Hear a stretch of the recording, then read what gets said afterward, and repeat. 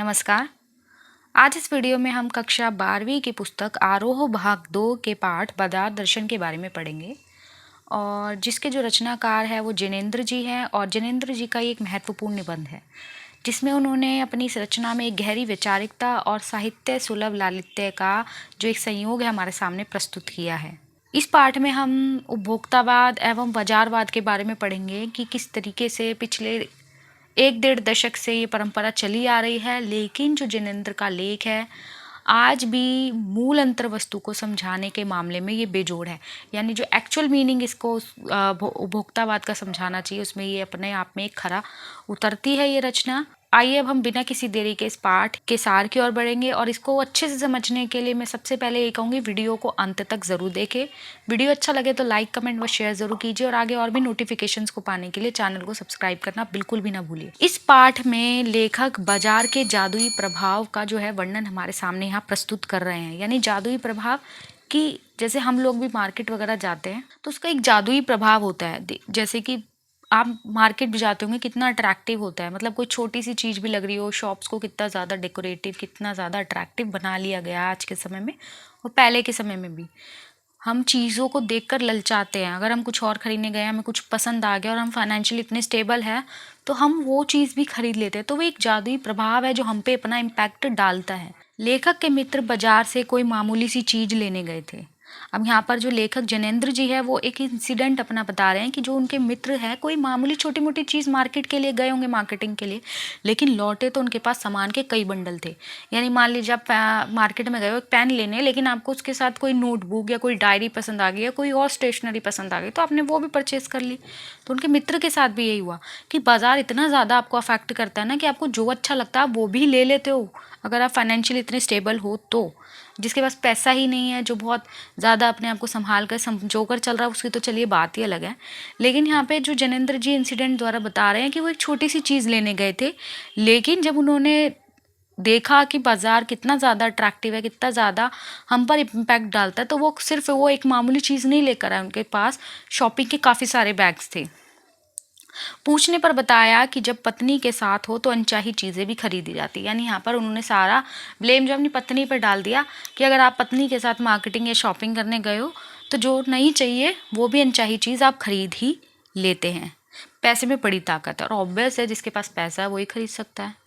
जिसके पास पैसा नहीं है, जिसको जो खरीदना है वो सिर्फ वही खरीद के लाएगा, लेकिन जिसके पास पैसा है तो पैसा है तभी तो उसकी इच्छाएं ज़्यादा हैं। और पैसे के बारे में कहा भी गया है कि पैसा पावर है।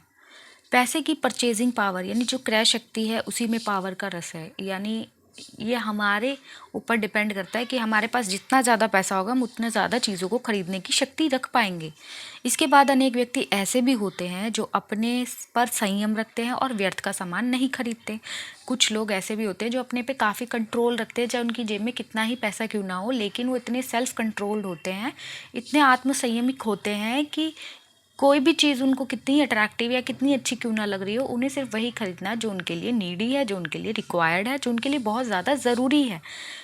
वे पैसे का बहाने नहीं बल्कि पैसे जोड़ते हैं और वो पैसे को पानी की तरह नहीं बहाते, पैसे जोड़ते हैं। आपने पुराने लोगों से भी कहावतें सुनी होंगी कि ये तो पानी की तरह पैसा बहा रहा है।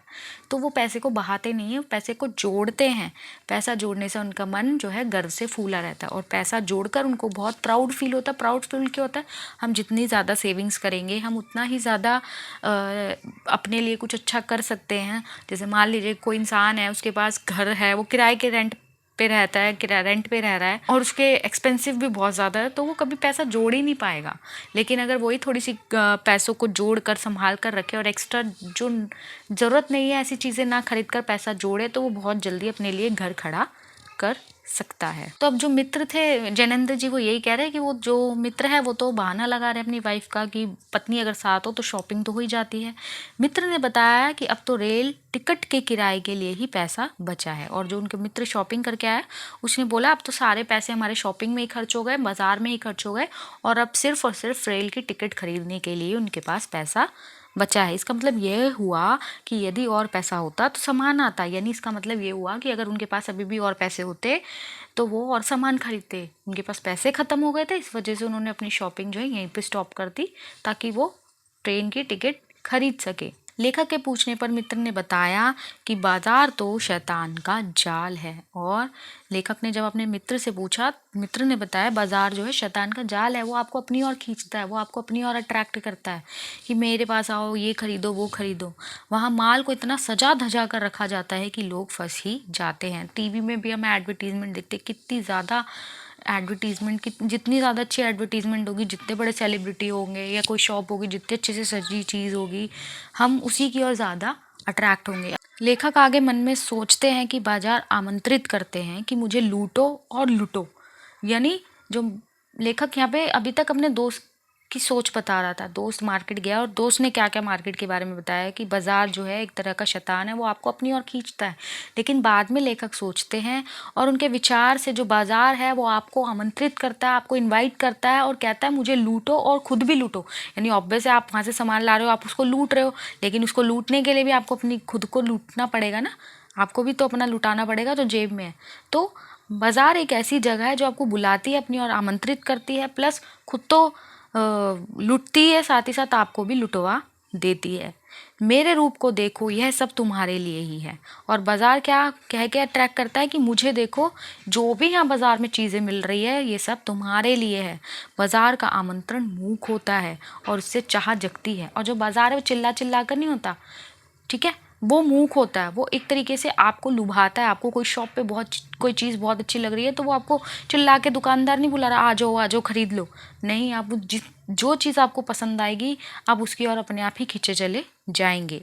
चौक बाजार में खड़े होकर आदमी को लगने लगता है कि यहाँ कितना है और उसके पास कुछ भी नहीं है। और जब इंसान मार्केट में जाता है तो ये सबके साथ होता है, इंक्लूडिंग मैं ही क्यों ना हूँ, चाहे मैं इसके ऊपर अभी आपको चैप्टर दे रही हूँ, लेकिन यहाँ पे सबके विचार हैं। हम भी कहीं जा रहे हैं तो हम भी ये सोचते हैं कि ऐसा लगता है बाजार में जाकर कि ऐसा लगता है यहाँ पे कितनी चीज़ें जो मेरे पास नहीं है, मेरे पास होनी चाहिए। बाजार की कामना उसे विकल बना देती है। बाजार असंतोष, तृष्णा और ईर्ष्या का भाव पैदा करता है। यानी बाजार में जाकर आप अपने आप को संतोष महसूस नहीं करेंगे, असंतोषी कि मेरे पास कुछ नहीं है। आपके अंदर का संतोष खत्म हो चुका है, आपके अंदर एक तृष्णा जगेगी, एक लालसा जगेगी और एक ईर्ष्या का भाव उत्पन्न होगा कि वो तो वो चीज़ खरीद पा रहा है और मैं वो चीज़ नहीं ले रहा हूँ। आगे बढ़ते हैं, लेखक एक अन्य मित्र का उदाहरण देता है और लेखक आगे चल के दूसरे अपने एक मित्र का उदाहरण देते हैं कि वे बाजार देखते रहे पर कुछ नहीं ला सके। एक मित्र ऐसा था जो बाजार में कुछ एक छोटा मोटा सामान लेने गए थे, लेकिन अट्रैक्ट होकर खुद भी वहाँ से लुट कर आ गए। और वहीं वो दूसरे दोस्त का उदाहरण दे रहे हैं कि वो बाजार को देखते रहे, निहारते रहे, लेकिन कुछ भी नहीं ले पाए। उनकी समझ में ही नहीं आया कि क्या ले क्या छोड़े। सभी कुछ तो लेने का मन करता है, वह कुछ भी नहीं छोड़ना चाहते थे, अतः कुछ भी नहीं ले सके। यानी आपको बाजार इस तरीके से भी भ्रमित करता है, आपको कंफ्यूज करता है कि आपको ये लेना चाहिए, ये लेना चाहिए या ये भी नहीं लेना चाहिए। और इस चक्कर में इंसान जो है बाजार में जाकर कुछ भी नहीं ले पाता है। लेखक आगे बताते हैं कि उस मित्र की बात भी बिल्कुल ठीक, अगर ठीक से पता नहीं कि क्या चाहिए तो सब और की चाह घेर लेगी और परिणाम जो होगा दुखद होगा। और उनके मित्र की जो बात थी वो भी एकदम ठीक थी, क्योंकि अगर आपको पता ही नहीं आपको लेना क्या है तो इससे क्या होगा, आप कंफ्यूज हो गए, आप सोचोगे ये भी ले लो, ये भी ले लो, क्योंकि बाजार तो आपको अपनी ओर आमंत्रित करेगा ही, अट्रैक्ट करेगा ही आपको अपनी ओर। तो इसलिए आपको सबसे पहले अपना फोकस होना चाहिए कि मुझे जो चीज़ लेनी है वही लेनी है सबसे पहले। उसके बाद मुझे लगता है कि मुझे और चीज़ों की भी ज़रूरत है और बहुत ज़्यादा नीडी हो आप उस चीज़ के लिए, तो ही आपको वो चीज़ें खरीदनी चाहिए। यूं ही पैसे को पानी की तरह बर्बाद नहीं करना चाहिए। बाजार में एक जादू है और यह जादू आंख की राह काम करता है, यानी आंख के रास्ते से काम करता है ये मैजिक। आपकी आंखों को ये लुभाता है, आपके मन को मोहता है। आप पहले सबसे पहले आंखों को देखते हैं, तभी आप इसकी ओर आकर्षित होते हैं। तो ये जो जादू है ये आंख के रास्ते काम करता है। वह रूप का जादू है, पर इसकी भी एक मर्यादा है। रूप का जादू मतलब अपने आप को सुंदर बनाने के लिए, और बाजार एक अट्रैक्टिव जगह है। जब जेब भरी हो और मन खाली हो तो ऐसी हालत में यह जादू खूब चलता है। यानी जब जेब भरी हो, आपके पास खूब सारा पैसा और मन खाली हो, यानी आप अपने आप को, अपने अंदर से काफ़ी असंतोष हो कि मेरे पास ये भी नहीं है, वे भी नहीं है, और मन काफ़ी खाली खाली हो, मन काफ़ी विचलित हो, तो आप पे ये जादू और भी ज़्यादा तेज़ी से चलेगा, क्योंकि आपके पास पैसा, आप उन चीज़ों को खरीद सकते हो, प्लस आपके पास असंतोष भी रहता है कि मेरे पास ये नहीं है, वो नहीं है, तो आप सब चीज़ों को खरीदना चाहते हो। यदि मन खाली है तो बाजार की चीज़ों का निमंत्रण उस तक पहुंच जाएगा, और अगर आपका मन खाली है, आप असंतोष हैं, तो जो बाजार का निमंत्रण है आपको अट्रैक्ट कर रहा है, वो आपके मन तक ज़रूर पहुंचेगा। मन सभी चीज़ों को लेने का करता है, ऑब्वियस है, हमारा मन ही सभी चीज़ों की ओर आकर्षित होता है। जादू उतरते ही लगने लगता है कि अधिक चीज़ें आराम के स्थान पर उसमें खलल डालती है, यानी जैसे ही जादू उतरता है तो वो चीज़ें आपको जो है खलल डालने लगती है, आपके मन को काटने लगती है कि मैंने इतनी सारी शॉपिंग कर ली, मेरे सारे इतने पैसे खर्च हो गए। जकड़ भले ही रेशम की डोरी की हो, पर है तो वो बंधन ही ना। चाहे आप शॉपिंग करने जा रहे हो, अट्रैक्ट हो रहे हो, चाहे वो रेशम की डोरी से क्यों ना आपको बांधा गया हो, अपनी तरफ खींचा गया हो, लेकिन बंधन तो बंधन ही होता है। इस जादू की जकड़ से बचने का एक ही उपाय है कि बाजार खाली मन से मत जाओ। खाली मन से मतलब अपने आप को संतोष करके जाओ कि मुझे कुछ नहीं खरीदना है, मुझे सिर्फ जो ज़रूरत की चीज़ है वही लेनी है। अगर आप हमेशा असंतोष रहोगे, मेरे पास ये नहीं है, मेरे पास वो नहीं है, मुझे ये लेना है, मुझे वो लेना है, जो आपको बहुत ज़्यादा ज़रूरी है, जिसके आप बहुत ज़्यादा नीडी हो, आपको वही चीज़ खरीदनी चाहिए। या हाँ, आपको लगता है ये चीज़ आपको बहुत ज़्यादा इंपॉर्टेंट है और आपको इसकी ज़रूरत है, तो आप वो चीज़ें लीजिए, लेकिन खाली मन से मत जाइए। अगर आप खाली मन से जाएंगे तो आपका हर चीज़ खरीदने का जो है मन करेगा। आगे जो है लेखक बताते हैं कि लू में जाना हो तो पानी पीकर जाना चाहिए, और मतलब वो एक तरीके से बता रहे हैं कि अगर आपको बाजार जाना है तो पानी पीकर, गर्मियों में जा रहे हो तो पानी पीकर जाना चाहिए, जिससे आपको लू ना लग पाए। जब मन भरा होता है तो बाजार फैला का फैला रह जाता है, और जब मन भरा होता है यानी आप संतोष होकर जाते हो कि आपको सिर्फ ज़रूरत का सामान लेना है, तो बाजार आपको फैला फैला नज़र आता है। फैला फैला यानी बिखरा हुआ नज़र आता है, वो आपको अपनी ओर आकर्षित करने वाला प्रतीत नहीं होता। वो ऐसा लगता है नॉर्मल मार्केट है, लगा हुआ है, चलो ठीक है, हमारी तो वो दुकान है, हमें वहाँ से वो लेना है, चलो लो, खरीदो और यहाँ से निकलो। असली कृतार्थता है आवश्यकता का समय काम आना। एक बात समझनी ज़रूरी है कि मन खाली नहीं रहना चाहिए, और आगे चल के जो लेखक है वो यही कह रहे हैं कि सबसे ज़्यादा ज़रूरी है मन खाली नहीं रहना चाहिए। इसका मतलब यह नहीं है कि मन बंद रहना चाहिए। बंद रहने का मतलब यानी उसको आपने लॉक कर दिया, कि आपने बिल्कुल ही अपनी इच्छाओं को दबा लिया, बिल्कुल ही अपनी इच्छाएं अभिलाषाएं मार ली। नहीं, कोई चीज़ आपको अपने मन पे कंट्रोल होना चाहिए। ठीक है, आपको एक आधी चीज़ बहुत ज़्यादा आपको नीडी, आपको ज़रूरत है, आपको लग रहा है चलो ये भी ले लेते हैं, तो ले लेना चाहिए। बिल्कुल ही अपनी इच्छाओं को दबा के और मन में ताला नहीं मार लेना चाहिए। मन को भरा रखना चाहिए। हमेशा ऐसी चीज़ों खरीदनी चाहिए जिससे आप सेटिस्फाई हो कि हाँ, मैंने आज ज़रूरत का सामान खरीदा है और मुझे इसकी ज़्यादा ज़रूरत थी, मैंने वो खरीद लिया है। जिस दिन मन बंद हो जाएगा वह शून्य हो जाएगा, यानी उसके अंदर कुछ नहीं बचेगा, कोई इच्छाएं या अभिलाषाएं नहीं बचेंगी, और शून्य होने का अधिकार केवल परमात्मा का है। और जिस दिन आपकी इच्छाएं अभिलाषाएं खत्म हो जाएंगी, उस दिन आप परमात्मा बन जाएंगे। मन बंद नहीं रह सकता, सभी इच्छाओं का निरोध कर लेने की बात झूठ है, और सभी इच्छाओं को छोड़ देना ये बात एकदम गलत है। इंसान की कभी इच्छाएं नहीं खत्म होती।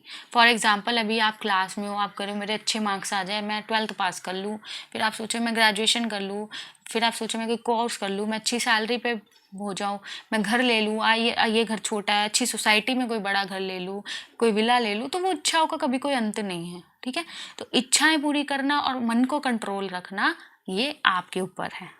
तब की राह रेगिस्तान को जाती है। रेगिस्तान को यानी जहाँ पर कुछ भी नहीं है, सारी और बंजर ही बंजर है।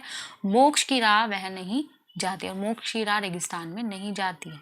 ठीक है, मोक्ष की राह रेगिस्तान में नहीं जाती है, लेकिन जो तप की राह है, यानी जब आप तप कर रहे हो, अपने आप को सेल्फ कंट्रोल्ड बना रहे हो, सेल्फ मैनर्ड बना रहे हो, तो वो जो राह मार्ग है वो रेगिस्तान की ओर जाता है। आगे कवि कहते हैं कि आंख फूटने पर भी रूप दिखना बंद नहीं होता, यानी कोई इंसान एकदम ठीक ठाक है, भला चंगा है, वो देख सकता है, लेकिन उसकी आंख फूट जाए, उसको दिखना बंद हो जाए, तो उसकी आंख, सपनों में चेहरे आना बंद नहीं होते, उसको फेसेस दिखना बंद नहीं होते। ठीक है, तो उसको तब भी दिखते हैं। हट वाले योग में हट ही हट होता है, योग नहीं होता, यानी उसमें जिद ही जिद होती है, योग कम होता है। मन पूर्ण कब है, इसमें पूर्णता होती है तो परमात्मा से अभिन्न हम महाशून्य ही नहीं होते। सच्चा ज्ञान हमारी इस अपूर्णता का बोध कराता है, यानी मन जो है हमें किसी प्रयोजन से मिला है, अतः उसकी बात सुननी चाहिए। उसे मनमानेपन पे छूट नहीं देनी चाहिए। यानी जो मन है उसके अंदर इच्छाएँ होनी चाहिए, लेकिन वो हमें कंट्रोल ना करे, हमें उसे कंट्रोल करना आना चाहिए। यानी हमारे अंदर कोई इच्छा है, लेकिन कोई एक इच्छा जो बेमतलब की है वो अंदर आकर घर कर जाती है, तो हमारे मन पे हमें इतना सेल्फ कंट्रोल होना चाहिए कि हम उसको रोक सकें, समझा सकें कि नहीं, ये चीज़, ये वस्तु मेरे लिए अब इतनी इम्पोर्टेंट नहीं है, इसको मैं बाद में देखूँगा, या ये मेरे लिए ज़रूरी नहीं है तो मैं इसको छोड़ देता हूँ। अभी मुझे जो ज़्यादा ज़रूरी है, जो मेरी इच्छा है, मुझे उसको खरीदना या लेना चाहिए। तो हमें मन को कंट्रोल करना आना चाहिए, मन हमें कंट्रोल ना करे कि ये भी ले लो और वो भी ले लो। आगे चल के जो लेखक है अपने पड़ोस में रहने वाले एक भगत जी का उदाहरण देता है। भगत जी चूरन बेचते हैं, पर वो इस काम में 6 आने से ज़्यादा नहीं कमाते। उनका चूरन बहुत प्रसिद्ध है, वह खुद भी बहुत लोकप्रिय हैं। वे चूरन ना तो व्यापारियों को बेचते हैं, ना पेशगी ऑर्डर लेते हैं। नियत समय पर पेटी लेकर चूरन बेचने आ जाते हैं और 6 आने की कमाई होते ही बाकी जो चूरन है बच्चों में मुफ्त बांट देते हैं। और इन चूरन वाले भगत जी पर बाजार का जादू नहीं चलता। यानी ऑब्वियस है, कोई घर में बैठ के तो ये काम नहीं कर रहा ना। जो भगत जी है वो मार्केट में खड़े रहते हैं और सिर्फ 6 आने कमाने के लिए वो खड़े होते हैं। वो ना अपने चूरनों को किसी ऑर्डर पर देते हैं, ना ही दुकान वालों को बेचते हैं। वो सिर्फ और सिर्फ वही खुद ही अपने चूरन को बेचते हैं, क्योंकि वो चूरन जो है उन्हीं के नाम से फेमस है और उनका नाम भी के लिए बहुत ज़्यादा प्रसिद्ध है। और जैसे उनकी 6 आने की कमाई हो जाती है, ये नहीं कि वो एक्सेस कमाई या ज़्यादा कमाई के लिए फिर चूरन को और बेचते हैं, नहीं, या नेक्स्ट डे बेच लेंगे, नहीं। जैसे ही 6 आने की कमाई उनकी पूरी होती है, वो पूरा का पूरा जो भी चूरन बचता है वो सारा बच्चों में फ्री में बांट डालते हैं। तो इस तरीके से यहाँ पता चलता है कि उन पे बाजार का जादू नहीं चला। क्यों नहीं चला? एक तो वो मार्केट में खड़े होते हैं, मार्केट में खड़े होके कि इंसान की इच्छाएं, अभिलाषाएं और ज़्यादा जगती है कि मैं भी कल को ज़्यादा पैसे कमाऊंगा तो ये जो क्लोथ है मैं खरीदूंगा, या ये जो चीज़ है मैं अपने घर में लूँगा। नहीं, अगर ऐसा लालच उनमें आता तो वो सिर्फ 6 आने कमा कर नहीं रह जाते, वो अपनी कमाई को, अपनी इनकम को बढ़ाते। लेकिन नहीं, सिर्फ उन्होंने अपना इतना ही कमाना है जितना उनका ज़रूरतें पूरी हो सके। ठीक है, तो यहाँ पर उनका जो बाजार का जादू है भगत जी पर बिल्कुल भी नहीं चला।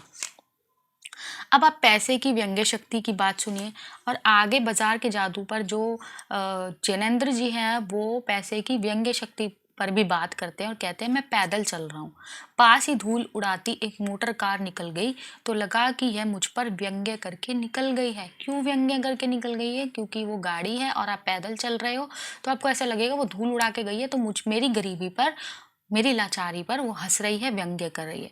तब अपने माँ बाप की गरीबी पर रोना आता है, पर यह व्यंग्य शक्ति चूरण वाले भगत जी पर चूर चूर हो जाती है। और ये व्यंग्य शक्ति भगत जी वाले पर चूर चूर हो जाती। क्यों?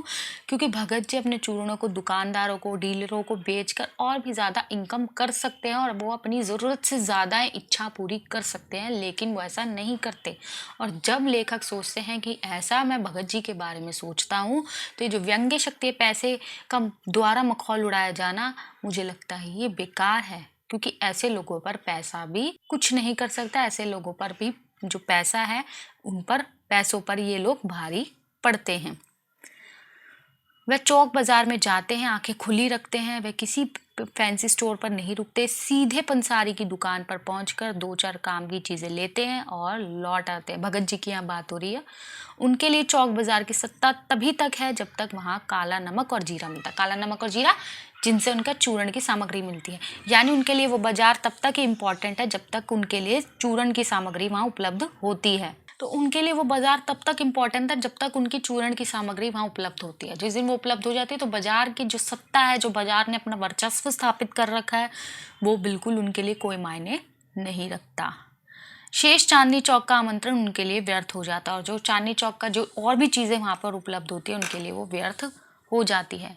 बाजार को सार्थकता वही मनुष्य देता है जो यह जानता है कि वह क्या चाहता है। यानी सार्थकता का मतलब उसको सही अर्थ वो व्यक्ति देता है जो यह जानता है कि उसको बाजार से किस चीज़ की ज़रूरत है। जो अपनी आमदनी के गर्व में रहते हैं, यानी जो अपनी कमाई क्रय शक्ति के गर्व में रहते हैं, वे व्यंग्य की शक्ति ही बाजार को देते हैं। यानी वो और भी ज़्यादा व्यंग्य की शक्ति बाजार को दे रहे हैं। वह लोग बाजार का बाजारूपन बढ़ाते हैं, अर्थात कपट बढ़ाते हैं। वो बाजार का, यानी उनके पास ज़्यादा पैसा है तो वो जो चीज़ ज़्यादा ज़रूरी नहीं है उन चीज़ों को भी खरीदेंगे। फॉर एग्जांपल हम कपड़ों की बात करते हैं, ठीक है? आज के टाइम में फैशन का दौर है। आज के टाइम में इंसान की पहचान उसकी एक्सेसरी, उसका लाइफ़स्टाइल, उसके कपड़ों से पता चलती है। और अगर वही एक व्यक्ति ने 2000 का जैकेट पहना है और दूसरे व्यक्ति ने ₹500 का जैकेट पहना है, तो ₹500 का भी जैकेट वही काम कर रहा है, जो 2000 का जैकेट तन ढकने का सबसे इम्पोर्टेंट काम होता है, ठीक है? तो यहाँ पर ऐसे लोग जो क्रय शक्ति पर अपने पैसों के दम पर ज़्यादा से चीज़ें खरीद रहे हैं, मैं ये नहीं कह रही वो लोग गलत हैं, ठीक है? वो लोग कर सकते हैं तो वो खरीदते हैं, लेकिन कुछ लोग ऐसे भी होते हैं जो नहीं कर सकते, पर कैसे न कैसे वो कोशिश करते हैं फैशन के दौर में आने के लिए। तो इससे क्या कर रहे हैं, वो बाज़ार का बाज़ारूपन बढ़ा रहे हैं, वो कपट बढ़ा रहे हैं। ऐसा बाज़ार मानवता के लिए एक बहुत बड़ी विडंबना है, बहुत बड़ी परेशानी है। ऐसे बाज़ार का पोषण करने वाला शास्त्र अनीति शास्त्र है। यानी जो ऐसा शास्त्र है जो बाज़ार का बाज़ारूपन और कपटीपन बना रहा है और उसको पोषण कर रहा है, ये एक अनीति यानी गलत चीज़ है। ये एक गलत चीज़ जो है लोगों में डाली जा रही है, भरी जा रही है। तो इस तरीके से पाठ यहाँ समाप्त होता है। आशा करती हूँ पाठ आपको अच्छे से समझ आया हो। अब हम इसकी प्रश्नोत्तरों की चर्चा कर लेते हैं, जिसमें पहला प्रश्न कुछ इस प्रकार है कि बाजार का जादू चढ़ने और उतरने पर मनुष्य पर क्या-क्या असर पड़ता है। तो निम्नलिखित प्रभाव पड़ते हैं, जिनमें पहला है कि बाजार में आकर्षक वस्तुएं देखकर मनुष्य उनके जादू में बंध जाता है। उसके उसे उन वस्तुओं की कमी खलेने लगती है।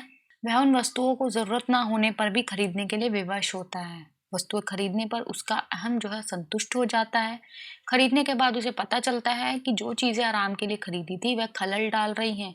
उसे खरीदी हुई वस्तुएँ जो है अनावश्यक प्रतीत होने लगती है कि मैंने बेकार में पैसे खर्च करके इनको खरीदा। प्रश्न 2 है, बाजार में भगत जी के व्यक्तित्व का कौन-सा सशक्त पहलू उभर कर आता है?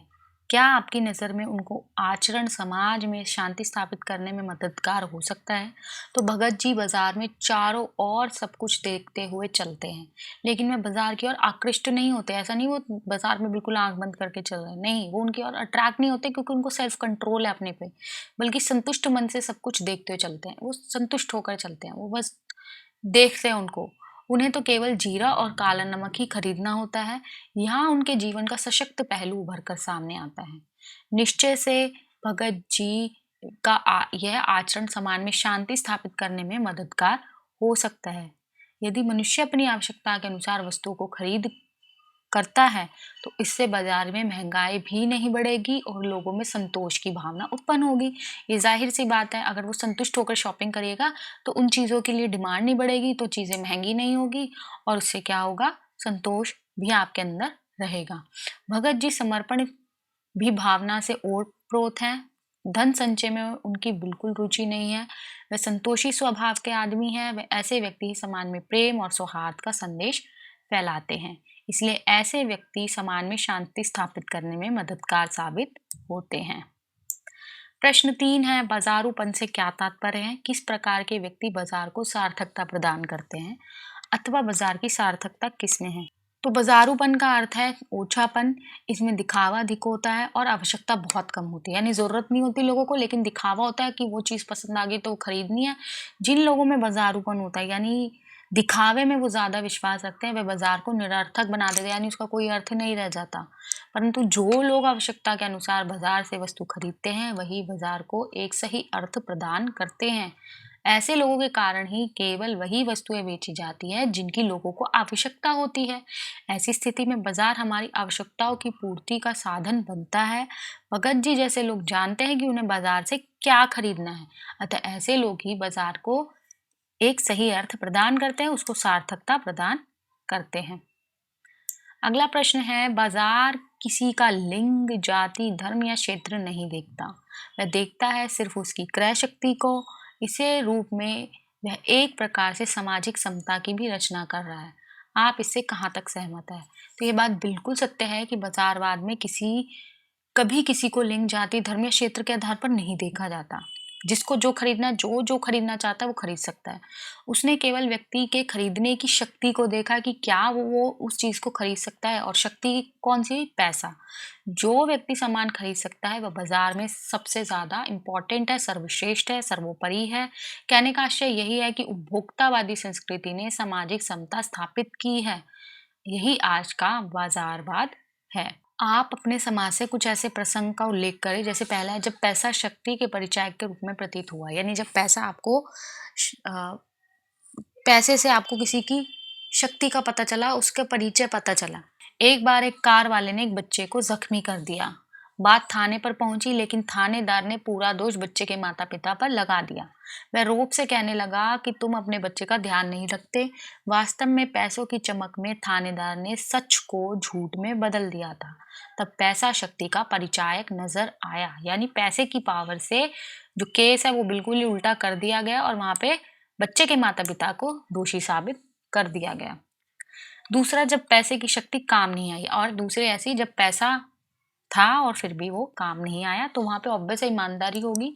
तो एक व्यक्ति ने अपने नौकर का कत्ल कर दिया, उसको बेकसूर मार दिया। पुलिस उसे थाने में ले गई, उसने पैसे ले देकर मामले को सुलझाने का प्रयास किया, लेकिन सब बेकार। अंत में उस पर मुकदमा चला। आखिरकार उसे 14 वर्ष की उम्र कैद हो गई। इस प्रकार पैसे की शक्ति काम नहीं आई। हम इस पार्ट के कुछ एक्स्ट्रा क्वेश्चंस भी डिस्कस कर लेते हैं। उससे क्या होगा कि आपका पार्ट का जो कॉन्सेप्ट है और अच्छे से क्लियर हो जाएगा। जिसमें पार्ट के आसपास का पहला प्रश्न है, बाजार दर्शन पाठ में बाजार जाने या ना जाने के संदर्भ में मन की कई स्थितियों का जिक्र आया है। आप इन स्थितियों से जुड़े अपने अनुभवों का वर्णन कीजिए। जैसा कि अगर आप बाजार गए और मन खाली हो, तो यहाँ पर हम एक इंसिडेंट ले सकते हैं कि जब मैं केवल यूं ही घूमने की दृष्टि से बाजार जाता हूँ, तो ना चाहते हुए भी कई सारी महंगी चीजें घर ले आता हूँ और बाद में पता चलता है कि इन वस्तुओं की वास्तविक कीमत तो बहुत कम है और मैं केवल उनके आकर्षण में फंसकर इन्हें खरीद लाया। तो मन खाली है यहाँ पर। दूसरा है, मन खाली ना हो। एक बार मुझे बाजार से एक लाल रंग की शर्ट खरीदनी थी, तो मैं सीधे कपड़े की दुकान पर पहुंच गया। उस दुकान में अन्य कई तरह की शर्ट व पैंट मुझे आकर्षित कर रहे थे, परंतु मेरा विचार पक्का होने के कारण मैं सीधे शर्ट वाले काउंटर पर पहुंचा और अपनी मनपसंद शर्ट खरीद कर बाहर आ गया। यानी जो मुझे लेना था मैंने उसी पर अपना फोकस रखा। मन बंद हो। कभी कभी जब मन बड़ा उदास होता है, तब बाजार की रंग बिरंगी वस्तुएं भी मुझे आकर्षित नहीं करती। मैं बिना कुछ लिए ही यूं ही घर चला आता हूँ। मन में नकार हो, यानी जब एक बार मेरे पड़ोसी ने मुझे नकली वस्तुओं के बारे में कुछ इस तरह समझाया कि मेरे मन में वस्तुओं के प्रति एक प्रकार की नकारात्मकता आ गई। मुझे बाजार की सभी वस्तुओं में कोई ना कोई कमी दिखाई देने लगी। मुझे लगा कि जैसे सारी वस्तुएं अपने मापदंडों पर खरी नहीं उतरती है। बाजार दर्शन पाठ में किस प्रकार के ग्राहकों की बात हुई है? आप स्वयं को किस श्रेणी का ग्राहक मानते हैं या मानती हैं? तो इस पाठ में प्रमुख रूप से दो प्रकार के ग्राहकों का चित्रण निबंधकार ने, जैनेन्द्र जी ने किया है। एक तो वे ग्राहक जो जरूरत के अनुसार चीजें खरीदते हैं। दूसरे वह है जो ग्राहक जो केवल धन प्रदर्शन के लिए चीजें खरीदते हैं। ऐसे लोग बाजारवादी संस्कृति को ज्यादा बढ़ाते हैं। मैं स्वयं को पहले प्रकार का ग्राहक मानता या मानती हूँ, क्योंकि इसी में बाजार की जो है सार्थकता है। प्रश्न 3 है, आप बाजार की भिन्न भिन्न प्रकार की संस्कृति से अवश्य परिचित होंगे। मॉल की संस्कृति और सामान्य बाजार और हाट की संस्कृति में आप क्या अंतर पाते हैं? परचेजिंग पावर आपको किस तरह से बाजार में नजर आती है? यानी मॉल की जो संस्कृति से बाजार को परचेसिंग पावर बढ़ावा मिलता है। यह संस्कृति उच्च तथा उच्च मध्य वर्ग से संबंधित है। यानी मॉल वगैरह जो है ज्यादा हाई फैमिली, जो ज़्यादा जिनकी इनकम अच्छी होती है वो लोग जाते हैं, और यहाँ एक ही छत के नीचे विभिन्न तरह के सामान मिलते हैं तथा चकाचौंध व लूट चरम सीमा पर होती है। यहाँ बाजारूपन भी काफी उबान पर होता है। सामान्य बाजार में मनुष्य की जरूरत का सामान अधिक होता है, यहाँ शोषण कम होता है तथा आकर्षण भी कम होता है। यहाँ ग्राहक व दुकानदार में सद्भाव होता है। यहाँ का ग्राहक मध्य वर्ग का होता है। ठीक है। अब नेक्स्ट है हाट संस्कृति में निम्न वर्ग व ग्रामीण परिवेश का ग्राहक होता है। इसमें दिखावा नहीं होता तथा मोल भाव भी नहीं, नाम का ही होता है। परचेजिंग पावर मॉल संस्कृति में नजर आती है, क्योंकि यहाँ अनावश्यक सामान अधिक खरीदे जाते हैं। तो इस तरीके से ये पार्ट जो है यहाँ समाप्त होता है। आशा करती हूँ पार्ट आपको अच्छे से समझ आया होगा। उसके बाद भी आपको किसी तरह की कोई दिक्कत या परेशानी हो तो आप कमेंट सेक्शन में जाके कमेंट जरूर कीजिए, और आपको क्वेश्चन आंसर के PDF भी डिस्क्रिप्शन में मिल जाएंगे, वहाँ से डाउनलोड करके इन्हें पढ़ सकते हैं। और वीडियो अच्छा लगा हो तो लाइक, कमेंट व शेयर ज़रूर कीजिए, और आगे और भी नोटिफिकेशंस को पाने के लिए चैनल को सब्सक्राइब करना ना भूलिए। धन्यवाद।